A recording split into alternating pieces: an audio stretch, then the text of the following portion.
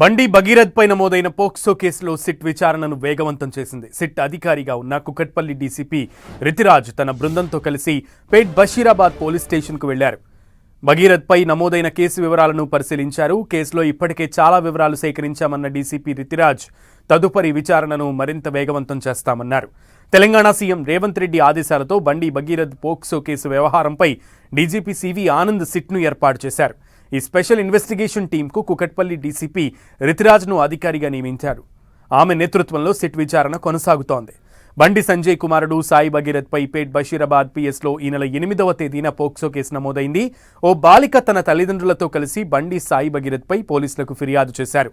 ఈ వ్యవహారం తెలంగాణ రాష్ట్ర వ్యాప్తంగా సంచలనంగా మారింది.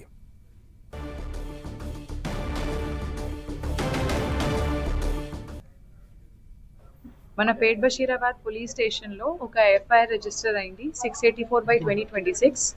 ఈ రోజే నాకు ఆర్డర్స్ వచ్చింది ఈ కేసుకి రిజిస్ట్రేషన్కి సూపర్విజన్ చేయడానికి. అందుకే నేను ఈరోజు పేట్ బషీరాబాద్ పోలీస్ స్టేషన్ వచ్చాను. ఇప్పుడు మన ఏసీపీ గారుతోటి అండ్ ఎస్హెచ్ఓ గారుతోటి ఇప్పటివరకు కేసులో ఏమేమి ఇన్వెస్టిగేషన్ జరిగింది, ఇది 8th మన దగ్గర రిజిస్టర్ అయింది. ఇప్పుడు ఇప్పటివరకు ఏమేమి జరిగింది, ఇంకా ఏం చేయాలి ప్రాపర్గా ఇన్వెస్టిగేషన్ చేయడానికి అన్ని మేము డిస్కస్ చేశాము. ఒక ప్లాన్ ఆఫ్ యాక్షన్ డ్రాఫ్ట్ చేశాము. అదే ప్రకారంగా రేపు కూడా ఇది కంటిన్యూ అవుతుంది.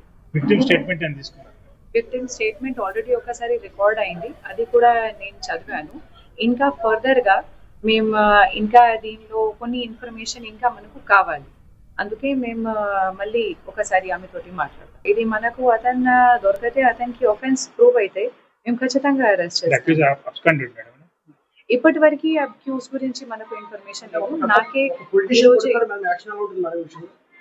దీని నుంచి కేసుకి సంబంధం లేదు. ఒక పాక్సో కేసు మన దగ్గర రిజిస్టర్ అయింది.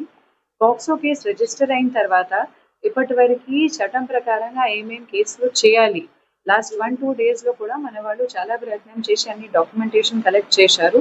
అక్యూజ్ గురించి కూడా మేము ఇప్పుడు ఇన్ఫర్మేషన్ సిడిఆర్ నుంచి మేము ప్రయత్నం చేస్తున్నాము. వాళ్ళకు దొరకతే అతన్ని మేము ఖచ్చితంగా పట్టుకుంటాం.